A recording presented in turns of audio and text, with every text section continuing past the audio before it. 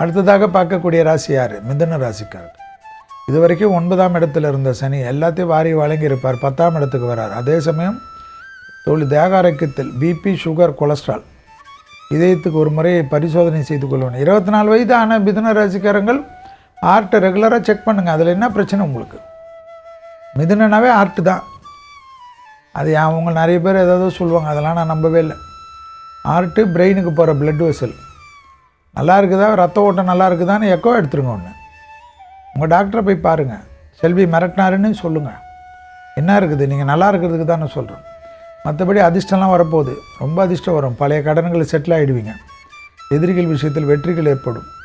அரசியலில் neck to neck இந்த ஒரு ஓட்டு 2 ஓட்டு அப்படி மாறி மாறி போய் ஜெயிப்பீங்க. மன அழுத்தம் போயிடும். ரொம்ப நாளாக பிரச்சனையாக இருந்த தேக ஆரோக்கிய குறைபாடு 1 நாள் 2 நாள் ஹாஸ்பிட்டலேருந்து ஜம்முன்னு ஆகிடுவீங்க. திடீர் அதிர்ஷ்டம் ஏற்படும். வேற்றுமொழி மனிதர்களால் அதிகம் ஆதாயம் ஏற்படும். இம்போர்ட், எக்ஸ்போர்ட், ட்ரேடிங் போன்ற விஷயத்தில் பெரிய பணத்தை பார்ப்பார்கள்.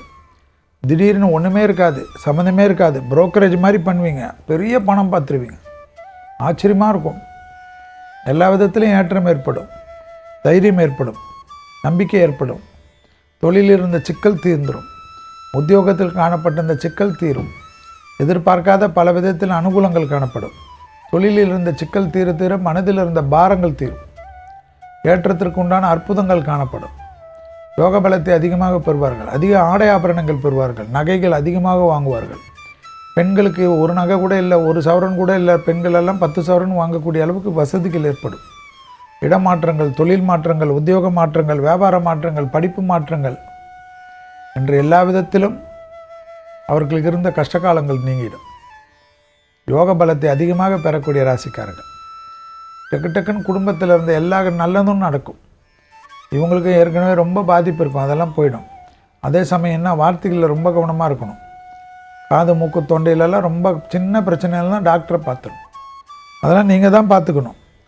பஞ்சவடி கோயிலுக்கு போகணும். திண்டிவனத்திலேருந்து பாண்டிச்சேரி போகின்ற வழியில் இருக்கக்கூடிய பஞ்சவடி மாதத்தில் ஒரு ஞாயிற்றுக்கிழமை விநாயகருக்கும் ஆஞ்சநேயருக்கும் கோயிலில் நடைபெறக்கூடிய அன்னதானத்துக்கு உங்களால் முடிந்த மிளகு, சீரகம், காஞ்ச மிளகா, நல்லெண்ணெய், கடலெண்ணெய், முந்திரி பருப்பு அப்படி ஏதாவது ஒன்று வாங்கி கொடுங்க. 100 கிராம் வாங்கி கொடுங்க, 50 கிராம் வாங்கி கொடுங்க. வாரம் வாரம் போங்க, இல்லை மாதத்துக்கு ஒரு நாள் போங்க. கணபதி காயத்ரி இல்லைனா அனுமன் சாலிசாலாம் படிங்க. ரொம்ப நல்லா ஆகிடும். யோக பலத்தை அதிகமாக பெறுவீர்கள்.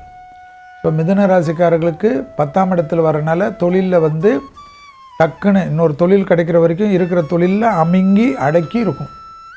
ரோஷப்படக்கூடாது, பேப்பர் படக்கூடாது. எனக்கு தெரியாது, I am not interested, I am resigning டுடேன்னா ரிசைன் ஆகிட்டு அடுத்த 2.5 வருஷத்துக்கு தேடின்னு இருங்க வேலையை. அவ்வளோதான். பொட்டி கடை வைக்கலாம்னு வைக்கக்கூட முடியாது. கேர்ஃபுல்லாக இருக்குது.